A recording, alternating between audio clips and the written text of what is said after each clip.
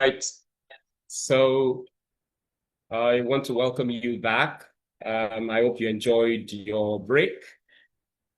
We will be going on with the summit. This is the first day of the 13th AfICTA Summit, holding virtually. And we just ended a session right about ends. And I want to believe that we have our panelists with us for that session. The session is about digital governance and sovereignty in Africa.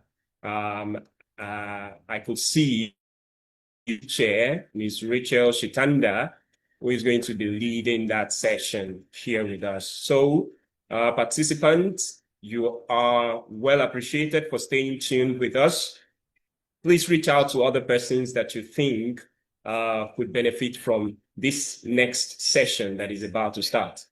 As I earlier said, this session is also running online via our YouTube channel, and you can also invite them to register and join us in person on the session right away. So I will turn the leadership or the moderation role of the next session to our Deputy Chair for AfICTA, Ms. Rachael Shitanda, to take the leadership.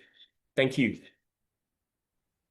Thank you so much, Kayode, for the awesome work throughout the summit. Also, again, to welcome all of you back to the session, our 13th edition of AfICTA Summit.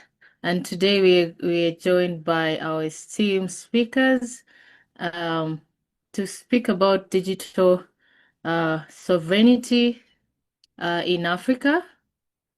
Mostly in realms of fulfilling the digital agenda. So I am Rachael Shitanda, the Deputy Chair and also the Vice Chair, East Africa for AfICTA. As we know, Africa has had a lot of issues to do with our data governance, our digital sovereignty, in realms of governance of infrastructure, policies, frameworks, and other agendas around digital fulfillment. So today we are going to be discussing a lot in terms of what are the things that Africa should be looking for in terms of developing an enabling environment for digital sovereignty, and what are the things that are making it hard for Africa to do cross-border digital governance, cross-border regulation within African borders, trusts within the different framework of governance in different countries in our African borders. And so here we will be examining how digital governance and sovereignty can strengthen Africa's digital transformation, focusing mainly on digital governance, cross-border regulation, digital identities, trust frameworks, and also something that is also aligned to African cross-border digital agenda. So I'll be moderating the session. And with us today, we have Dr. Kossi AMESSINOU. I hope I'm pronouncing it right. Who has a very big track record around public sector governance, regulation, digital policy alignment, sovereignty, and implication government services. So his experience in the realm of governance. We also will be joined by Mr. Olusegun Olugbile. Also, we'll be discussing a lot on the same digital governance, security, cybersecurity policy frameworks, and trust models. And also, last, we'll be joined by Advocate Nandipha Ntsaluba, who is a specialist in legal frameworks, and we'll be discussing about how legal frameworks and will affect cross-border data issues, including data protection and rights consideration across Africa. So I want to open the floor by inviting Advocate Nandipha to speak a bit on the discussion, contribute a little bit on the discussion on how we define digital sovereignty in terms of the legal aspect in Africa, and what are the risk factors that African countries are facing in terms of developing strong governance and sovereignty digital ecosystems. Also, she also chip in with a little bit more on our own perspective on the topic. So welcome, Advocate.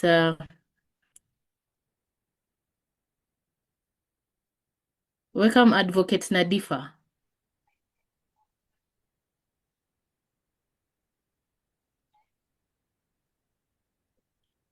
Advocate Nandipha, we can't hear you. I think you have a problem with your mic. Or, oh, yes, now I can. Let me do this. Yes, the floor is yours. Welcome. Can you hear me now? Yes, I can hear you. Thank you very much. And let me start off by recognizing the leadership of AfICTA and appreciating the opportunity to participate in this panel. Probably it would be worthwhile that one first speaks to who is speaking, so that is dealt with. I am, as indicated, an advocate, Nandipha Ntsaluba.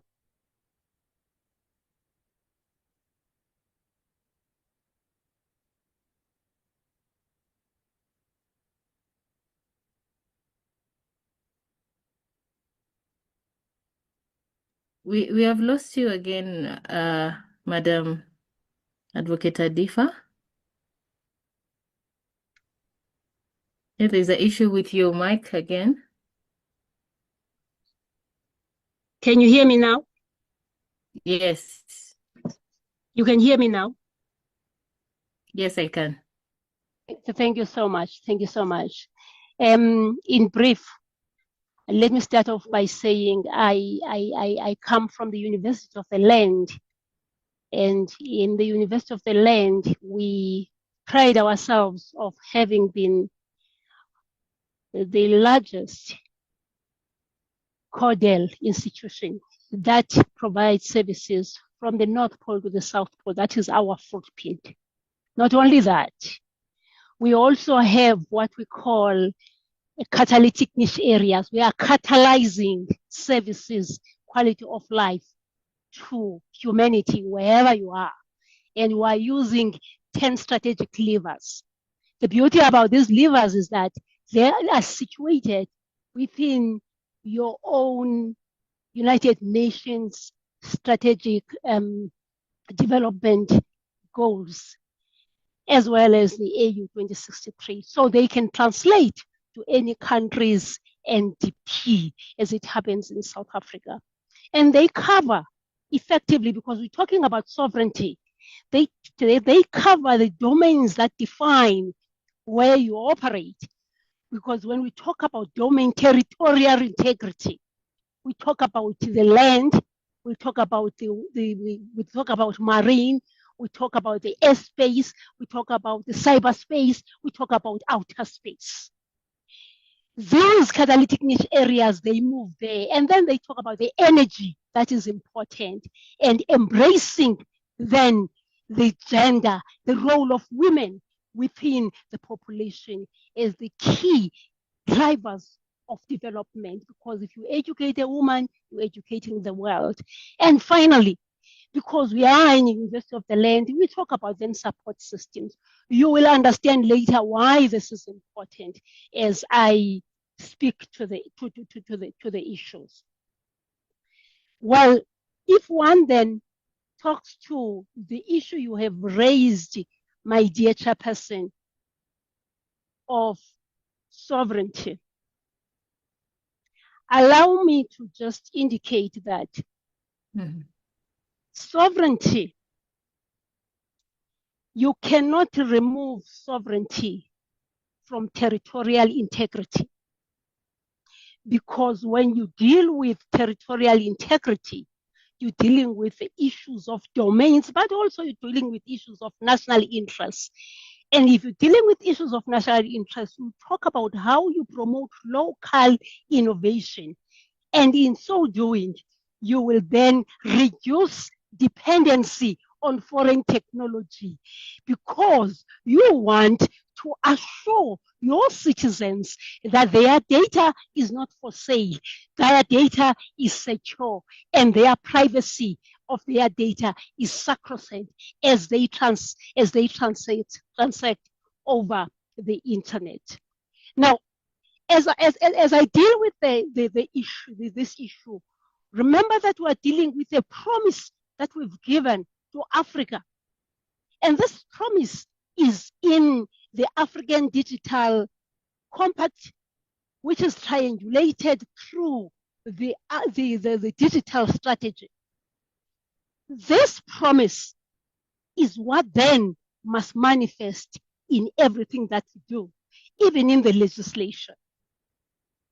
The pillars then, that where we actually dock our governance, have got to be the policy and regulatory, institutional capability and capacity, the cybersecurity discourse, and the digital identity that you've spoken about.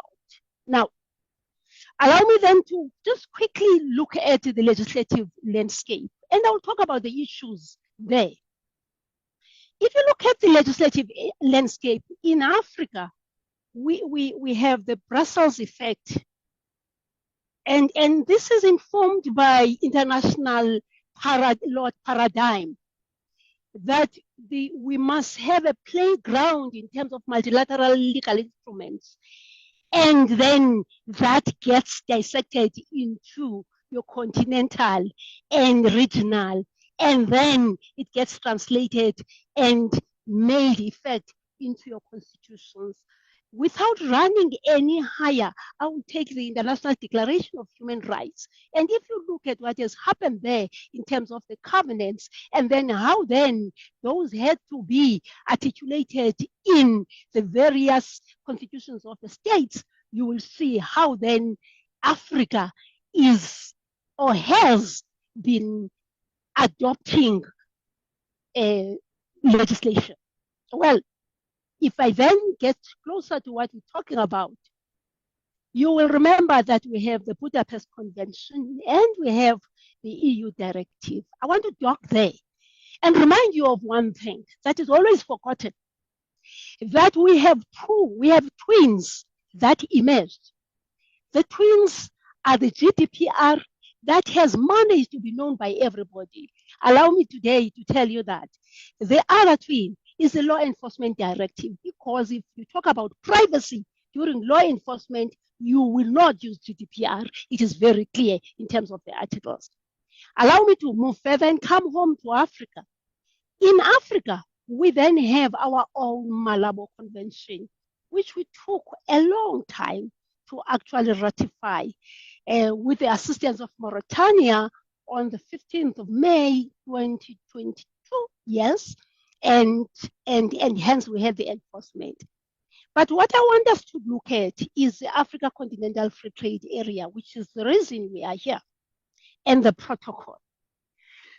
And the protocol that I want to deal with is the one that deals with digital trade, because it has a direct relationship with the digital, with the implementation or the translation of the Global Digital Compact on governance and digital technology, and how it has been, well, I wouldn't say customized in Africa in terms of the Africa Digital Compact, and then the strategy that I spoke about, which is the special purpose vehicle that we're dealing with. So what are the risks here?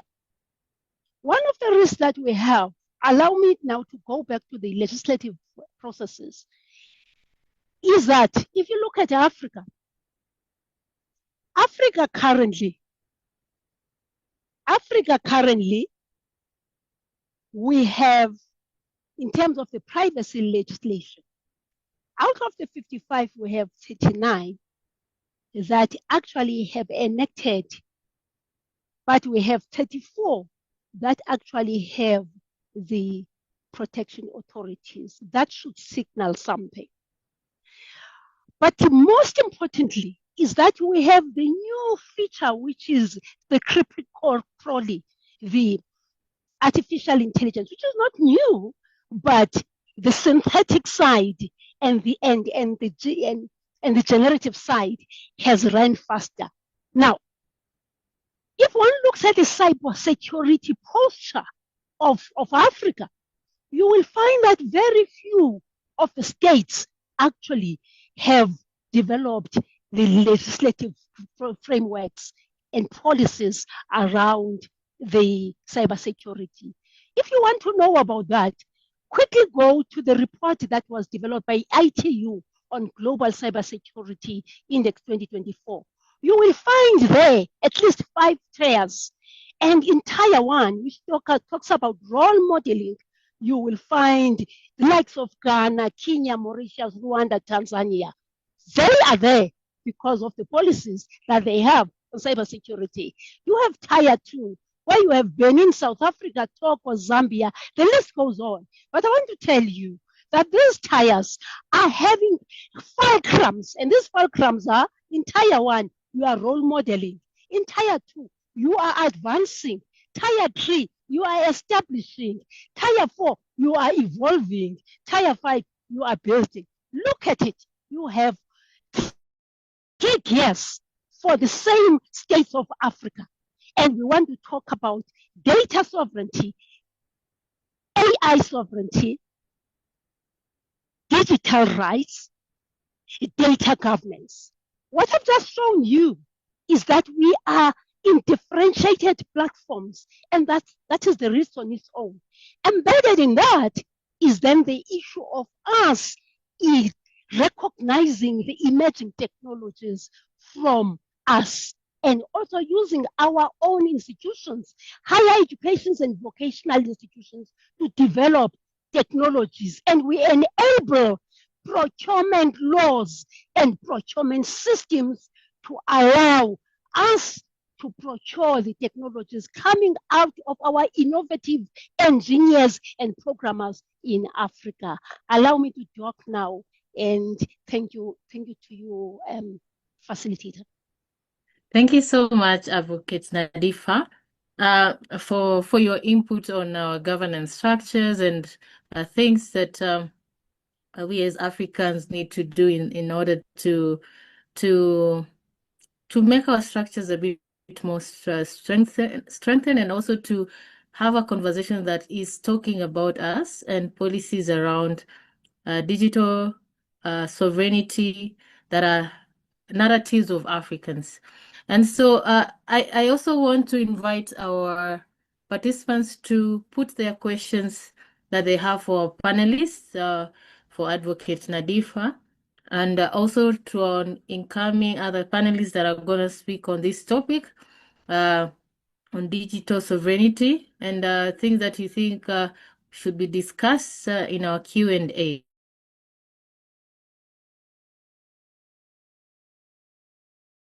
Next speaker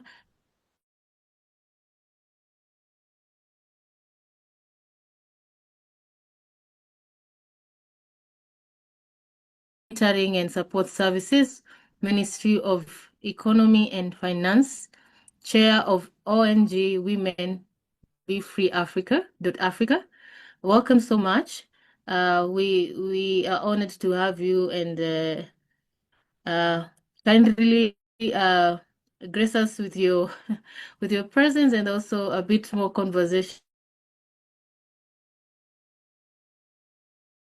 Thank you, moderator. I don't know if you are hearing me very well. Governments. Do you hear me? Dr. Kossi Yes, do you hear me, moderator? Yes. Do you hear me? Can you hear Yes, me I very can well? hear you. Yes, Oh, welcome. Yeah, we can okay, hear you. Can hear you.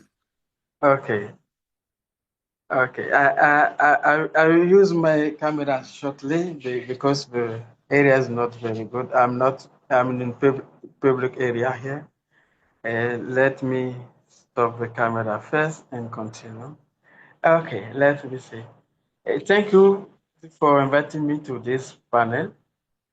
We know that digital transformation is an opportunity for us as government uh, policymaker. We are working for common goods. We recognize also that working for others is very difficult. You know, when we are working for ourselves, it's free. You can do what you like, what you need, every time, everywhere. But if you are working for common good, you're supposed to work to have everybody as to provide information, you need to provide service to everybody in around your job area. Me, for example, I support private sector people. I need to provide them the quick information, the dynamically. It's supposed to have them provide them assistance every time. But when we are doing that, sometimes contacts can provide some difficulty. Depending your professional conscience, we can say you provide service to anyone, and that person can after provide you gratitude or provide you brainberry. Sometimes this contact, physical contact, can become a problem.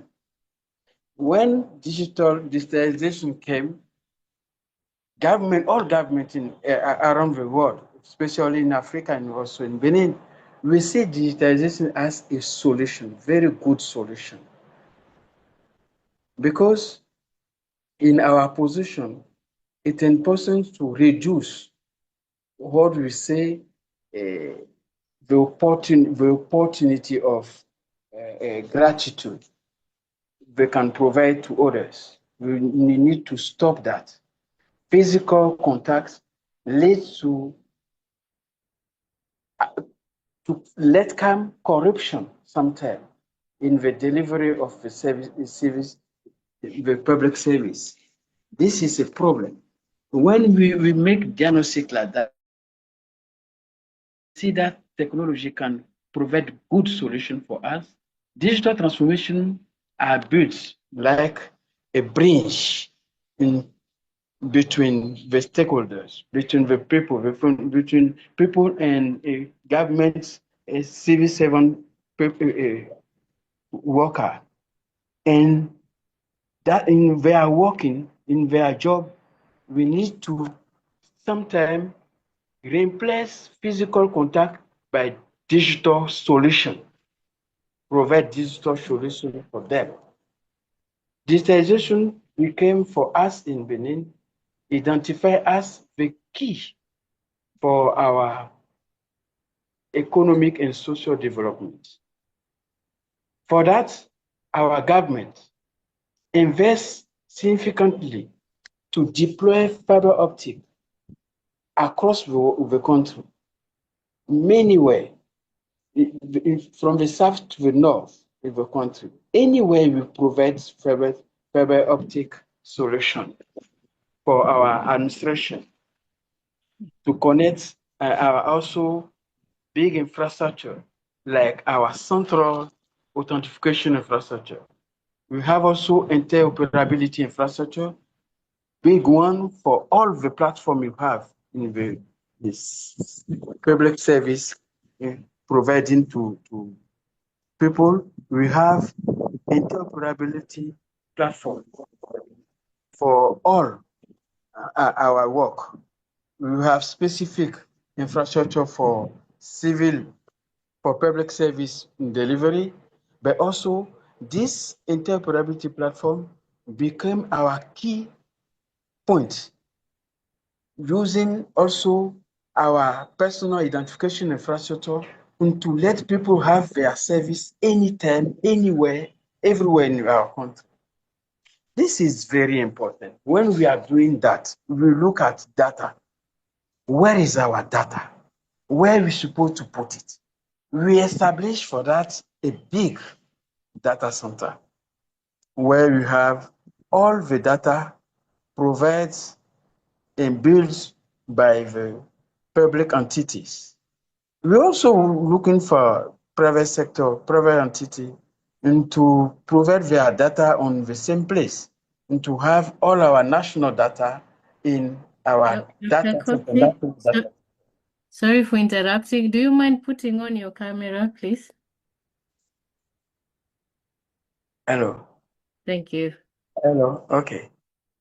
I'm saying, okay, let's continue. I'm saying we need to have all our public people receive information, receive their service, public service, from anywhere, anytime, from home.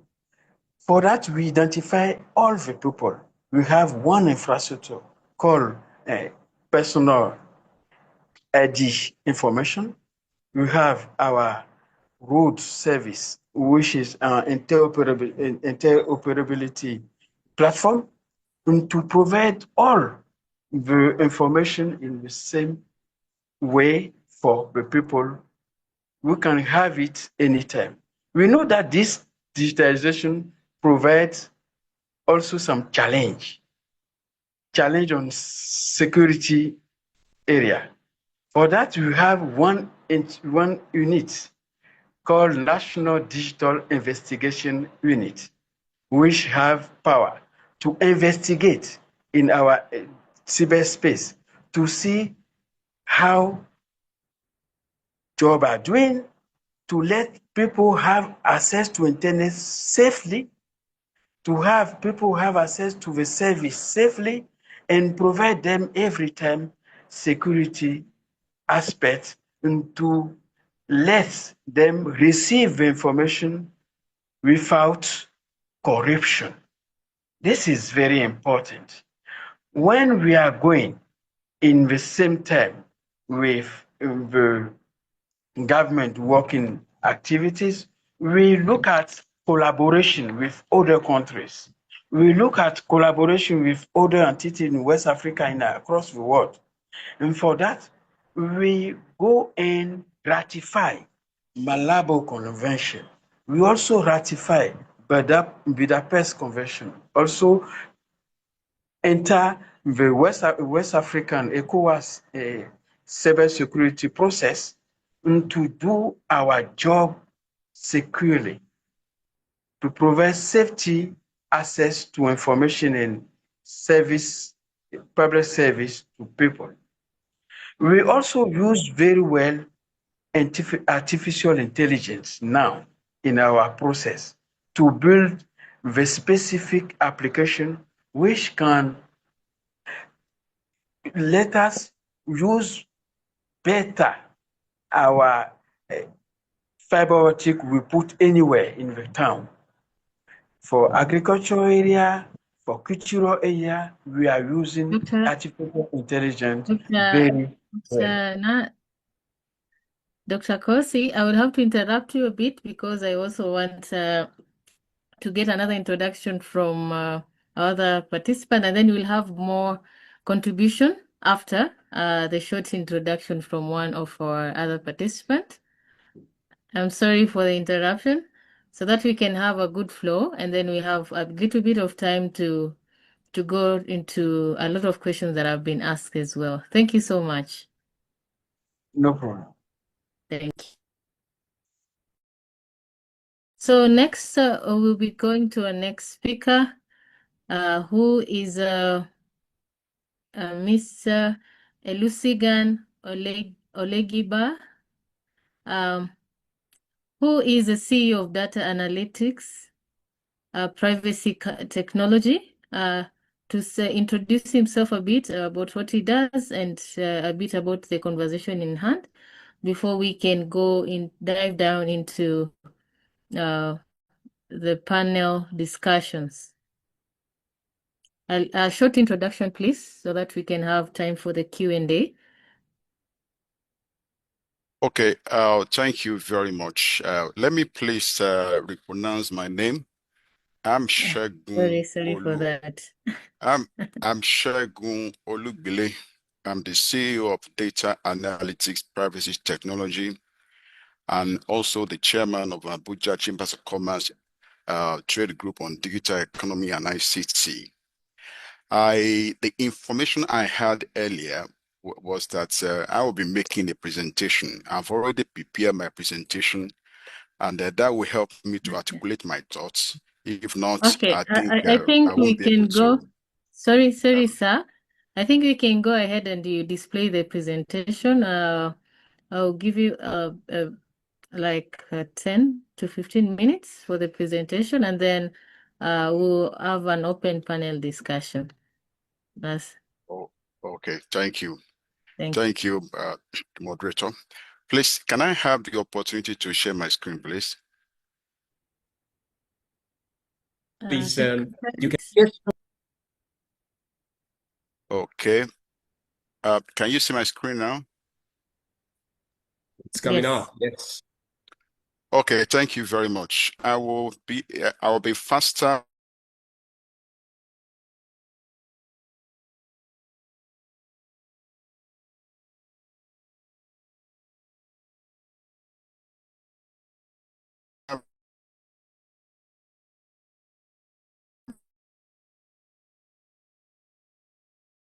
on the screen. Now, like I said earlier, I'm simply Segun Olugbile. I will be very brief with this presentation, and I will make my presentation available after this meeting. But it is always important to understand and put in a better context the idea behind digital governance and the digital sovereignty from the context of AfICTA, which is a representative of the business sector, and also from someone like me who has been a practitioner over many years. I won't be able to give you all this, but I will just I want us to look at the digital governance and the sovereignty in African context. I've seen people asking a question, what is about a digital governance? To put it simply, the governance in this context is about the use of technology. It's about how such technology is managed in the public affair to drive a public service delivery, and at the same time, it could also be used in the private sector as well. I wouldn't want to lay too much emphasis on that because the African is not really suffering from digital governance. We have seen evidences and fact that the governance of the technology has been ongoing and it has been successful in many cases. Now, let me also put it in the context that the implementation of this digital governance in Africa, it's always important to look at it from the context of our own politics, our own cultural and social and infrastructural issues as well. But like I said, let us look at the value for local adoptions. This is just to give us an idea about how digital governance is creating values. Those values are visible, and I really want to go too much on that for now.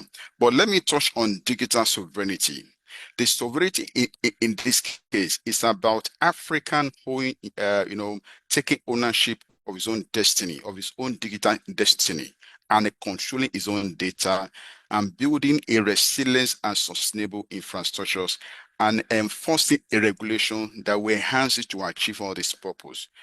Now, while it is important for us to look at digital sovereignty, I would rather prefer to focus on digital sovereignty because that is where the African is having a series of challenges. Now, it is always good to emphasize is that the sovereignty in this context of digital is about ownership. How do we take control? What are we owing? What are we controlling? How do we control the digital infrastructure, data, and our frameworks for regulations? And then it's also about how do we protect our data? Apart from personal data, how do we protect our national data, our security data, other data that are very important to our survival? And then to also prevent, how do we prevent external control from taking advantage of that? So the digital sovereignty in this case is also about how do we to a larger extent prevent foreign entities from controlling and influencing our digital assets as well and policy, because that has been the main problem in Africa. We have seen partners from Europe, we have seen partners from other continents shaping and influencing the digital policy in Africa by the way of funding and by the way of what have you. The African has not really taken control or taken ownership of their process. Now, so it is also important to look at the opportunities here. In the context of AfICTA has always championing the benefit and the gain of digital technologies to promote integrations and to also generate inclusive economic growth. That has been the mission of AfICTA over many years. But it's also aligned with the African Union Digital Transformation Strategy, which is well known, is in the public domain. But then the AfICTA vision and the African vision as well, they intersect at the core fundamental pillars here, which I will speak to a question asked by somebody that what is the digital pillar? Those pillars that define our own digital sovereignty and all that. If you look at it, the African vision and the African vision, they intersect at the level of enabling policy and regulatory environment, digital infrastructures, and cybersecurity frameworks. Let me jump, but before I jump here, it is always good to also celebrate our progress to some extent. Now, I wouldn't go there now, but let me just emphasize that it is, I just want to go somewhere, which is very, very important. Now, I want us to look at the progress that we have made so far in Africa. We have really deepened the digital governance, and our framework is also working to a larger extent that we are beginning to see changes in the digital landscape in terms of investment, in terms of having control of our data, in terms of enforcing local frameworks, and in terms of even voices. We have seen African at the global level now shaping voices that has to do with our a framework that will control or shape the destiny of Africa. Now, within the context of infrastructure and connectivities, we have seen the mobile broadband expansion in Africa. The Nigerian side can speak to that. The South African can speak to that. These things are available in the public space. We have also seen fiber investment as well. For example, in my own estate, and I can also attest that many of them as well, we are seeing fiber optics being laid across the ecosystem. We have also seen the local traffic management of data as well. Internet exchange point in Africa is also working. We have seen increased activities in that regard. Then in terms of digital governance policy, we have also seen data protection legislation. Over 30 countries in Africa have enacted their own law, and they are enforcing. We have also seen cyber resilience as well. Cybersecurity strategy of recent, African Union just developed African-wide cybersecurity strategy, which will help to harmonize all the frameworks in Africa. So that is ongoing. Then we also have a policy harmonization attempt that is to the effort by AU and the regional body to ensure that some of the framework and policy across African countries are aligned to digital policy to facilitate cross-border flow as well. So we have also seen innovation ecosystem. As I'm talking to you today, African has become the largest fintech hub in the world, with Nigeria leading the show and Kenya also demonstrating a very powerful and resilient investment drive. The South Africa as well. So we have seen fintech leadership going across Africa, and we've also seen entrepreneur support across Africa. Investment are also coming to Africa because of the fintech expansions. We've also seen, venture capital funding growth across Africa. So the same thing applies to digital ecosystem. We've also seen that as well. Nigeria has redefined its own ID for that is identity for development landscape frameworks, which is ongoing. We have also seen attempts across Africa to achieve that. We have also, in terms of digital governance and policy maturations, data protection, over 30 countries in Africa have enacted their own law. And this law, though they may not actually be at the level that we want them to be, but there has been a progressive interventions and effort across Africa. We have also seen the cybersecurity framework as well, which I did mention before, and the regional policy realignment, which is ongoing. So I wouldn't drag this too much, but it's always good to speak to the progress being made, even though there are critical gaps. Thank you. Thank you so much for the awesome contribution. However, I had rushed you a bit. I apologize for that. We just have a lot of questions that are also centered around what you've spoken about. And I feel like it's good for us to handle the question as we're going on as well. So we have spoken about building capacity within Africa and also partnership and what has been achieved. And there's a question that has been asked on the chat on the same. How can digital governance and sovereignty promote local innovation? And I think partly has been answered. This is from Musa Maigari from Nigeria. How can sovereignty promote local innovation ecosystems and fulfill African digital agenda? If you have 1 minute, Mr. Segan, to answer the question, I would appreciate. Okay, thank you very much. The digital governance framework in Africa is indeed imparting growth. Let me use Nigeria and South Africa, for example, even Kenya, but let me use Nigeria and South Africa. Nigeria has been able to enforce its own digital footprints and then assert its control.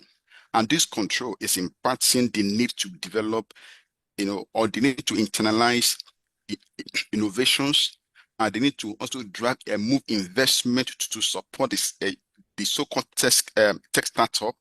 And then we've also seen enforcement going across the ecosystem in terms of data protection and privacy issues. But what is important, which I just want us to look at here, is that the digital governance being driven is not only just driven by the government side. We have seen a deliberate effort to work with the private sector. Like I said, if I speak to what is happening in Nigeria, you see enforcement being driven via the private sector mechanism, and that is really achieving results. We might not have gotten there, but the fact is that we are beginning to see that this governance policy is being defined, having in mind our own local context, our own economic interest priorities. So I think these things are evolving, and I believe that we will get there. Thank you so much. That was a brilliant conversation from you.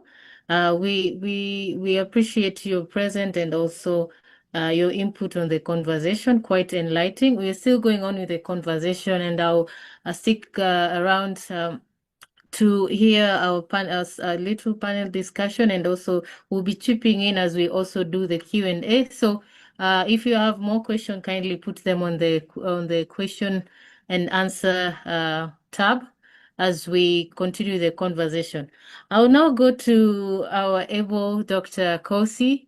Just from your experience around Africa and how we've been able to share data across borders, what are the things that you find Africa needs to strengthen in terms of data protection and digital identity, and things to do with policy around data sharing and regulation? Because I understand you are also in the academia space and there's a lot of cross-border data sharing.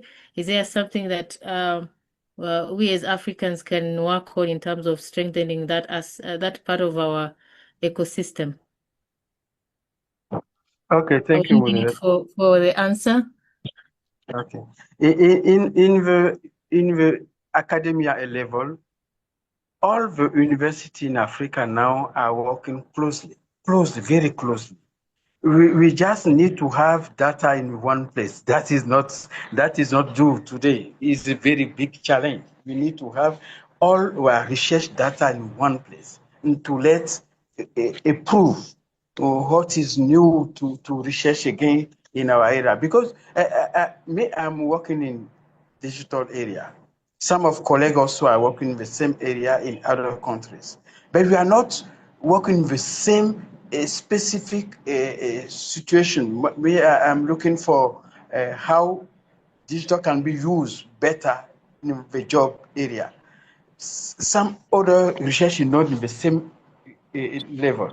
We need to harmonize our approach. We need also to collect our data in the same place and let our students use it to produce the new paper.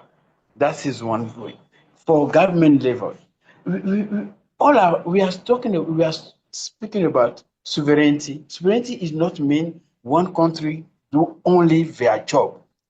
Digital space is not closed by country. No. It's open. We need to look at what is the better we do in Nigeria. What is the better we do in the agriculture? What is the better we do in Accra? And all of our government should communicate. For example, in Benin, you have one law enforcement called a digital code. Digital code for Benin. Many countries came Benin and let people in Benin here explain what is the issue, why we go to digital code, what is the meaning of the specific protection we put for people in digital space in this code, why we put our national investigation units on place. Why we put on place? Because you have sometimes very big issue in cyberspace. We need to communicate from Benin to I think Nigeria and so I'll on. cut you a bit In this short. communication, Dr. Kossi, I'll cut you a bit short so that we get like 5 minutes of public engagement. But now you've already gotten why we need to build an engagement between countries, and sovereignty doesn't actually mean we need to have our own. It means that we need to own the infrastructure and also own the conversation, but also collaborate. So in the spirit of, yes, so in the spirit of collaboration and also the trust framework around Africa, I'll go to our able advocate, Madam. Sorry. Yes. So I'll ask a bit about now the legal aspect about it, and what are those regional frameworks that are in existence around our African region that are enabling cross-border data flow, and what do you think the existing region of bodies and frameworks in the EU, in the AU, in the regional economic communities can help in addressing them? I also think there is a question that you had also mentioned you're gonna address from the chat. Question from how can digital governance enhance transparency and accountability in African public sectors? What are the main pillars of effective digital governance framework in African governments? And how does the dominance of global tech giants challenge African governance supremacy, sovereignty? So, Madam Advocate, I'll give you, because these are many questions, there are 4 questions, I'll give you 5 minutes to answer. The one that you've chosen, and also what I've picked from the panel discussion. Thank you very much. I hope I'm still audible. Yes. Thank you very much. And to our participants globally, we appreciate the the actual intellectual stimulation, but it must go into the practical existence of that child in the deep rural, being able to transact without fear. So allow me to start with trust. I started off by saying we are dealing with a digital promise, a promise of digital transformation. That a child and a young woman and an old woman should trust that with this gadget, I'm able to do everything securely. One test was during COVID, when services had to be attended online. And speaking the IGF language, the issues of the, I've heard the issues about how we have improved. But if the cost of the internet is still such that someone must do an opportunity measurement between buying milk and getting airtime, we still know we have not built the bridge. I want us to remember that when we started developing our model laws on e-commerce, on cybersecurity, on cybercrime, the latest one, we were saying we will build the bridge and we will go to the other side and work with our citizens through the bridge. Now, I want each and every one of us from our various states, we have, through the Brussels effect, developed the laws which are the bridge. The question is, have we worked with our people? I will use a simple example of cookies. Just a simple example of cookies. I always say, if you look at the behavior of cookies, you will understand that it's a bridge too far. Now, let me get then to why I'm saying that it's bridge too far. We're dealing with issues of security. We have the issues of domain names. As we speak, if you go to our various countries, we are using generic domain names. The dream for a country domain name is still far-fetched because of the cost implications. And so I want to ask all of us, if we are still using generic, the Gmails of this world, how can we ensure that the citizen, the data that is transacting in my own legal practice through a Gmail, that data is secure? Obviously, you can't. Now, the issue of transparency within the public service, allow me to use South Africa. I've been privileged to be part of the governance of ICT because I was in the government and for quite a long time, and I was in the cabinet clusters. One of the issues was developing an e-government. This e-government was enabling a child from Tomo, supposedly, to get into the post office, supposedly, and be able to have access to the internet and get to all the services. But it was premised on the utilization of the force, free and open software to enable the creative children of Africa to assist in that development. Has that happened? You will find that we are dealing now, and allow me to triangulate with my colleague has spoken about universities. We have a Moodle platform now as universities, and we are coming together through the Moodle. It's a force platform. But the challenges that you also have licenses that have to be imposed on this platform, and the licenses are transferring costs to who? To the same children, to the same students. The second thing I want to talk about, which I love all the time, is that I always say, if you have a capability, that is African, please show us. And I'm raising this because If you don't have your own capability, forget about data security, forget about privacy. Because when you develop your capability, you know how you are going to deal with the security features. And so I'm saying we are not short of engineers. We are not short of programmers. If you want to check that, go to Burkina Faso. You will see it.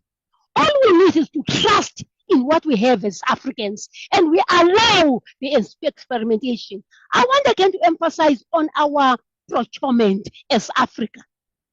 This the single code that my colleague from Benin is talking about will manifest if the procurement laws are allowing that. Allow me to just take you to the protocol, the wonderful protocol on digital technology and AI. Are you aware that with all that we are talking about, there's Article 2 that says you will do anything but leave government procurement? It does not apply. So what are we in reality doing? Because the better place where you have the procurement is that must ensure that the SMMEs, the young, the disabled participate. This is government. So if government is going to be put aside, then what are we doing? I'm therefore saying we need to look at our multilateral legal instruments, how we phrase them to ensure that this harmonization is possible. And lastly, allow me to quote the authority on cybersecurity, Barrister Oji Ucheme from Nigeria. When he speaks about a citizen that is wired, which then demands that we need to make sure that the laws are not for compliance, they are for service delivery. If you look at what we have been doing, we want, and I've been assisting many states in developing the laws. You will find that we're saying, no, I want to comply. And it's coming from the data adequacy debate, a debate for another presentation or another day, where our data adequacy requires us to look at global north for us to be relevant. Look at AI and look at the ISO standard. The data adequacy discourse is making us to look at somewhere else for us to be adequate. Can't we look at ourselves as Africa? We create our African adequacy discourse and we begin to develop our own capabilities to make sure that we are compliant. Lastly, I want to talk about the transparency. The reason I was talking about e-government in South Africa, I was talking about it because transparency should be a function of a citizen. We have strategic plans, we have annual reports, we have national development plans, but you will find that we're still dealing with audit reports with qualifications. And I'm not in any way implying that a clean audit implies the service delivery, but there should be a relationship between the two. You can have a clean audit and then there's no service delivery. It cannot be. So I'm then saying transparency must allow citizens not to just engage on the accounting documents, but to engage with what we call in South Africa a citizen-based monitoring and evaluation, where you are able then to deal with citizens in terms of what it is that they are seeing in terms of their own. What is happening to the bridges? What is happening to the clinics? What is happening to the education? As opposed to, do you have a clean audit? For me, that would be accountability. Speaking now the law, let me finish. Okay. If you talk about pillars the pillars which I've already spoken about, you will look at policy and framework, but not a tick box relevance. And not a transplant relevance. It must be rooted. Secondly, look at institutional capacity. Remember that farmer knows more about what is needed in the drone technology than me at a university because he's using it. That child who's building a small drone and is playing around with that knows better about innovation. So institutional capacity that takes care of adult education, basic education, but most importantly, leveraging what is available in a deep rural setting in the states of Africa. Thirdly, the issues of cybersecurity and data protection. I've indicated that cybercrime and cybersecurity were twins, but for reasons they had to be separated because of the needs for codification. And as a result, they are not moving together. And you can't deal with cybercrime outside cybersecurity and cyber hygiene and cyber resilience. The digital identity, I want to harp on this one because digital identity in the presence of AI and the challenges that we have. Now, let me give an example. I am an African. I go to state X, I get to the airport. When I get to the airport, there's no one because everything is paperless. When I get there, I'm greeted by a screen. And the screen actually is such that it does not allow me because my features are not appearing in their database. And so I'm saying, if we talk about the digital identity and inclusion, inclusion must be inclusion. And we will not do it outside Africa. We need to do it in Africa as Africans. And by so doing, we must make sure that the infrastructure we use is African. All this infrastructure, in fact, if you go now to outer space, where now we're moving in terms of where we want to put the database, where we are having the satellites, we need to make sure that the data is safe and the issues of cybercrime are taken care of. And I want to close off by saying, I'm hoping that I've responded to all. Thank you very much. Yeah, you'll have time to add for more. So I just want us to at least tackle all the questions that have been asked by our viewers and participants. And so I'll mention a bit. Thank you so much for the contribution. There's need for us to develop and own our own critical infrastructure. That means the internet infrastructure around softwares that are being used on the internet space, solutions, manufacturing, and we need to build our own capacity, both skill-wise and also in terms of business. So this conversation is quite on time to do that. And thank you so much, our able advocate, for building a picture around the need for building our own.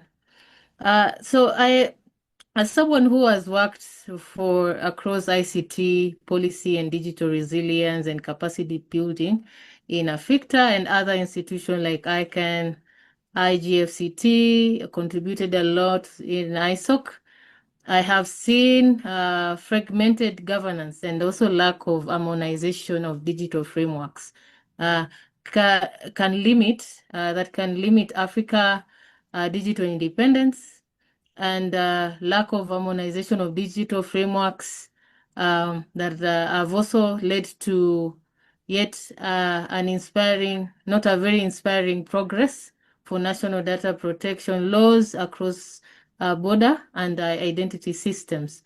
So as we continue with this conversation, I also want to get a view from one of our able panelists and on a specific question that has been asked on the conversation. Segan. So the question is, let me read it aloud. It is on the Q&A, and what has been asked is to the panelists, don't you consider that Africa needs most before digital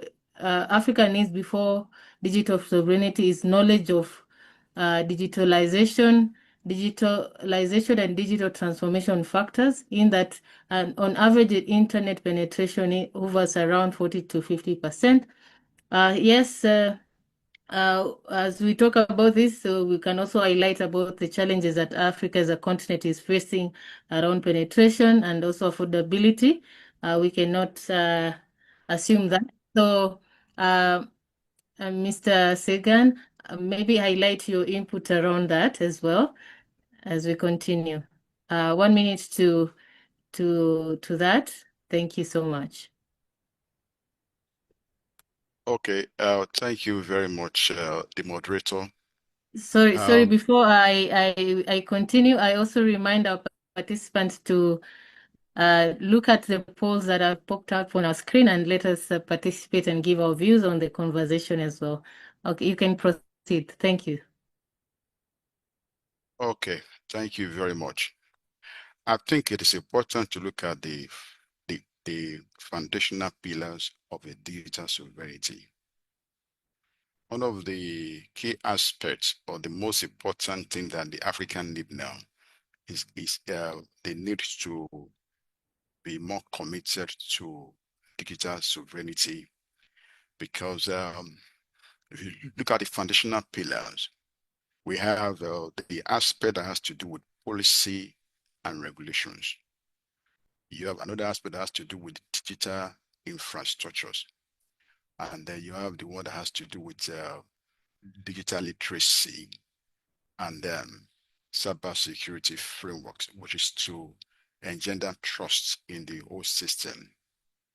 But then, if you don't develop your infrastructures, you are going to have what we call external dependency, which means that foreigners will provide alternative to infrastructures, and then your data, your knowledge, everything you will not be under your control. And then you can't also develop infrastructures if you don't develop human infrastructures.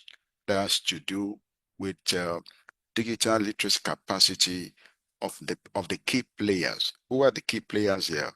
The SME, the largest employer of labor, and those that deepen digital transformation more. They are the SME, they are the off-takers.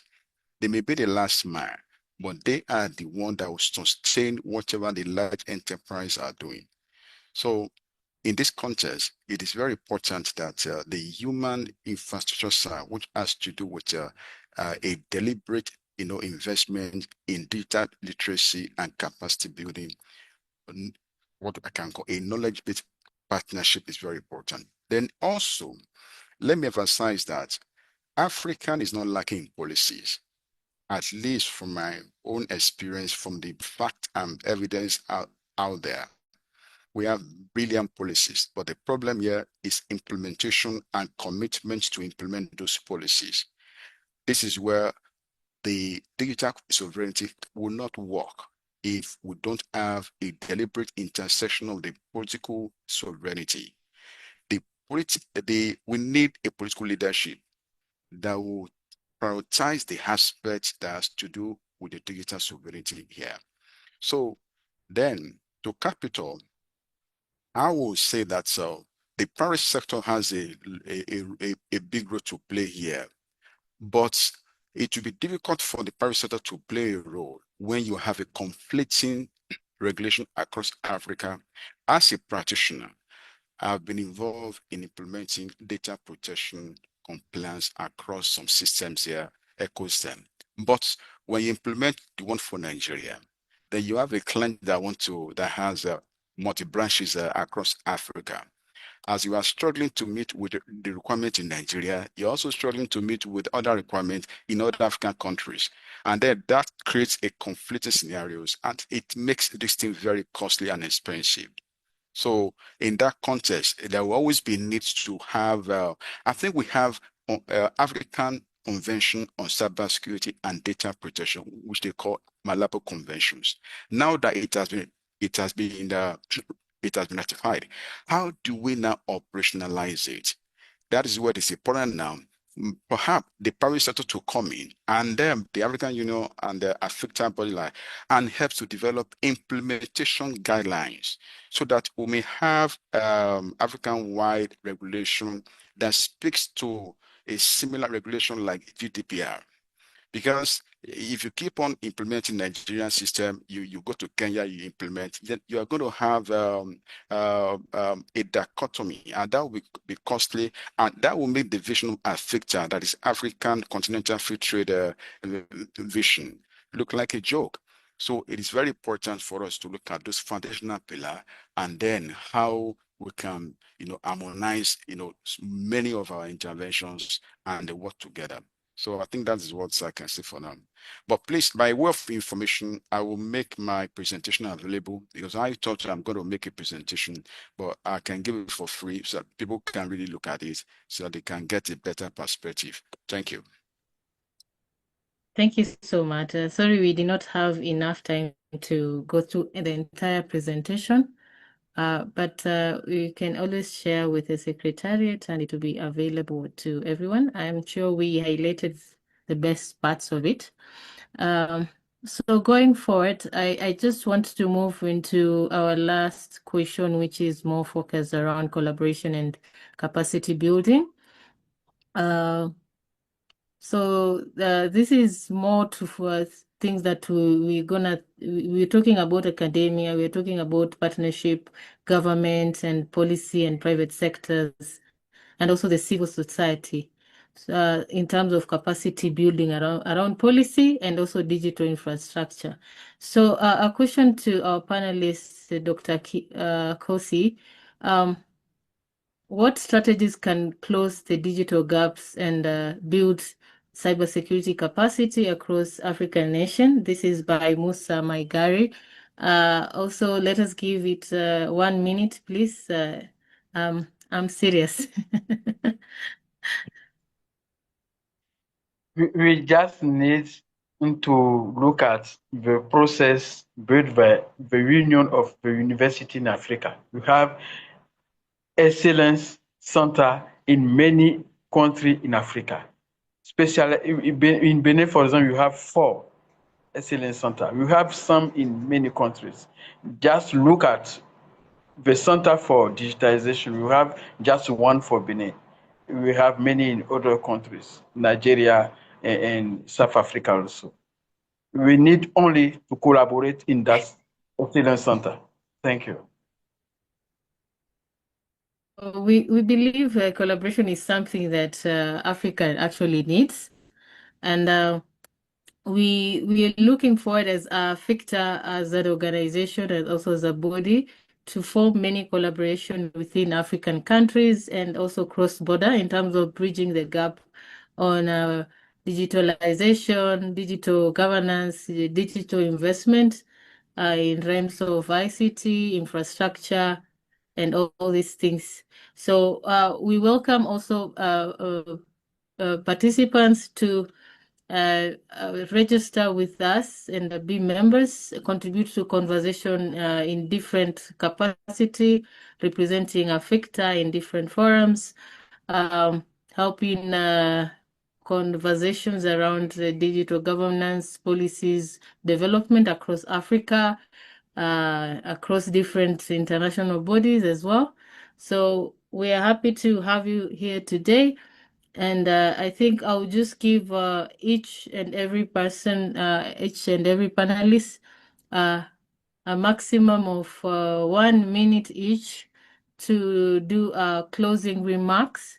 And I'll start with Ms. Olusegun, the CEO of Data Analytic Privacy Technology, to give his final remarks.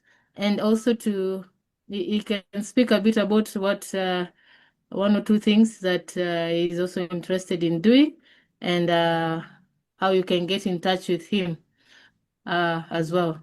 Okay, your floor is yours, Mr. Olusegun. Okay. Thank you very much. My advice or my key takeaway, or I can put it.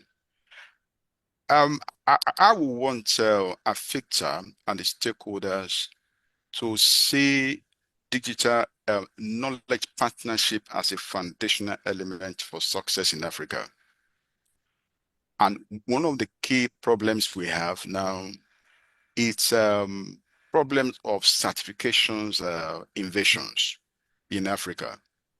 We see foreign certification investing a lot of economic drive, the brain grain and all stuff and all that is taking place.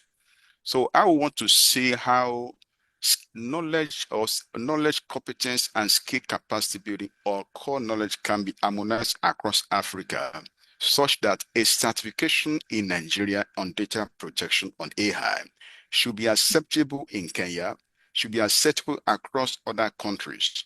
So for us to do that, there has to be, it is better for us to have a deliberate partnership between the government, the private sector, and the academia as well. I think Nigerian side have started something. If Africans can learn from it, that would be great. That is building internal capacity and certification on data protection. And I'm also aware that they are deepening that so that within the ECOWAS corridor, there, if you have a certification in Nigeria, they to be acceptable within the ECOWAS corridor. So how do we deepen that across Africa? Then number two, I also want to see oppression.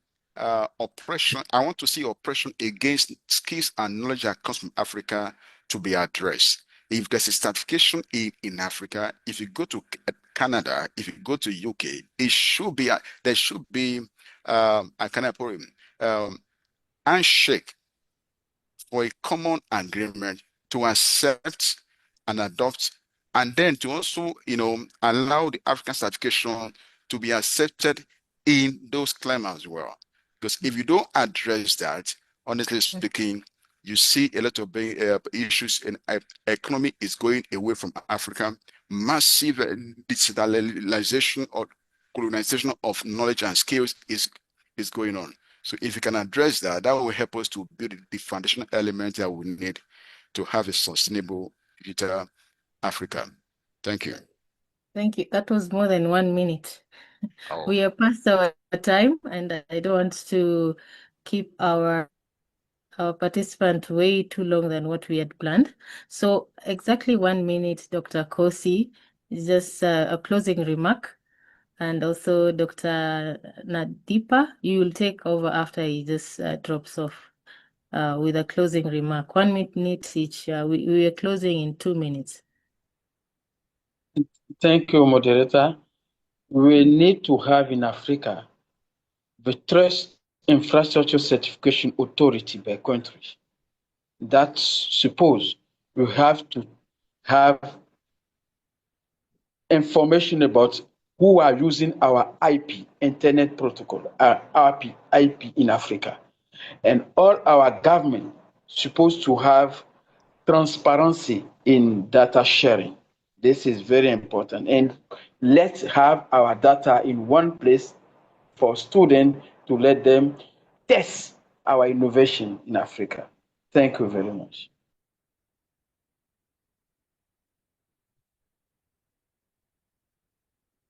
Sorry.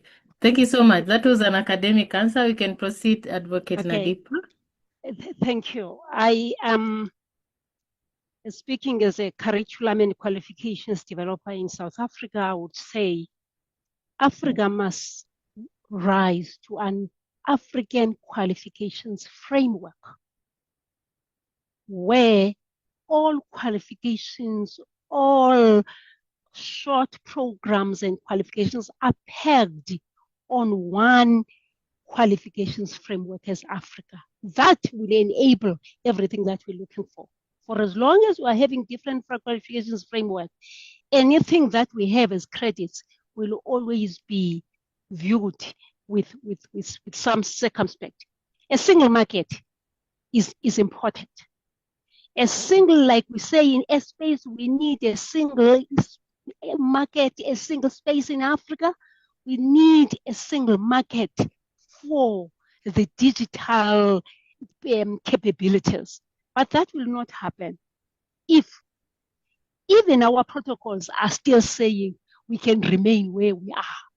There's a mindset we must adopt if we want to have this United States, which will have a qualification that is applicable and that is equivalent elsewhere. The last one, I can't wait for a moment where I get a service provider that says, I am Malabo Convention compliant, not GDPR compliant. And I'm seeing this, but it needs an effort for us. My colleague has actually spoken about the challenge we have about the transplant of GDPR, that everybody is GDPR compliant. Guess what? The EU now has its certification. Everyone who meets the certification will remain in the EU. What happens to the one who does not meet, who is selling some services? Can we move towards a Malabo Convention compliance? Thank you. Thank you so much for the great insights, our able panelists. Thank you so much for the conversation, for also our participants. We have highlighted a lot of things on this discussion. Digital sovereignty is not an isolation. That is one of the things that we need to take away. It's an empowerment. We need to empower ourselves. It's about our ownership of our own data, trust framework, alignment of policies with African aspiration, which is one Malibu Convention and other aspirations that Africa has been able to achieve in digital growth. The key takeaway for today, our participant, is one, we need to harmonize our governance frameworks. We need to also have stronger institutional capacity within our regulators and also our policymakers in Africa. And we need to promote and continue collaborating across sectors for better alignment. If we can align on a digital governance structures with our development priorities as Africa, Africa can define its own digital destiny. Thank you to our panelists for the rich insights and to everyone participating and joining this important conversation. I will be asking everyone who is able to put on their camera for our group photo for this conversation. Thank you so much, everyone. Kindly, everyone who has access to put on their camera. I can see Dr. Melissa. It is nice seeing you after a long time. Thank you so much, Secretariat, for enabling this awesome conversation, for our able participant, for giving your time, insightful questions and contribution on the comments and also on the Q&A. We'll get a report for every participant on what has been going on in this summit. It's still ongoing, and we welcome you to our future and present conversation, which it will be ending tomorrow, but also we want to tell you that we're always having this conversation and you're welcome to join AfICTA. So Able Secretary, kindly take over. Thank you, everyone. Okay, so before you go, please let me take our group photograph. It's very important. I'll be counting down 3, 2, 1, and now I have it. Okay, thank you so much, everyone. We appreciate your participation on this session. Do stay tuned because there's going to be another session that will start shortly. The session that just concluded is on digital governance and sovereignty in Africa, prerequisite for fulfilling digital Africa. And we want to appreciate Ms. Rachael Shitanda, who is AfICTA's Deputy Chair and the Vice Chair East Africa.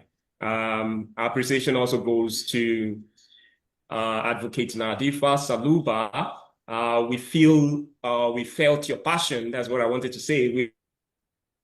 For the topic discussed, and I believe that participants can also reach out to you after this session for any further questions or clarification that they need.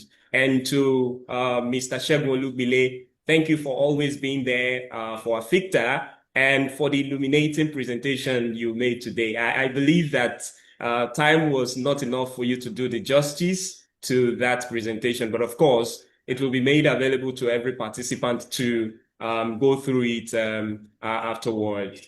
We appreciate Dr. Kossi AMESSINOU. Thank you for your excellent contribution as well. We thank you so much. And this session is officially closed. We will be going for a very brief market we want to promote our sponsors and our partners. Thank you very much. Thank you.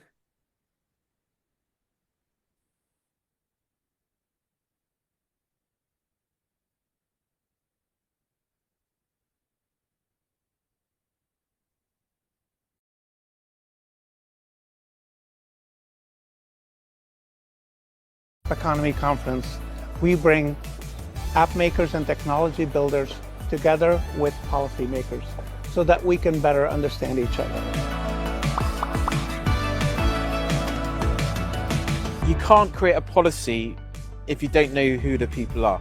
I think a lot of policy is being created without actually speaking to SMEs. Policymakers are able to connect with their constituents at a great rate, but not the small businesses. And a lot of the large corporations, while they're important to our ecosystem, they may have a potential larger voice. These kind of conversations also drive the economy. It's important to have tech policy discussions specifically for small businesses so that we can directly elevate our voices and our concerns. The App Association is both giving us a network of people to